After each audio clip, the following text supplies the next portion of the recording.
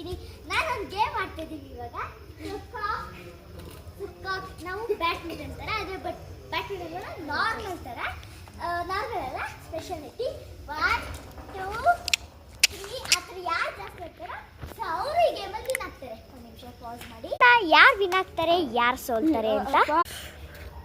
1 2 3 4 5 5 very good. 5 ಆಡಿದ್ದೀರಾ. Next ನಾನು.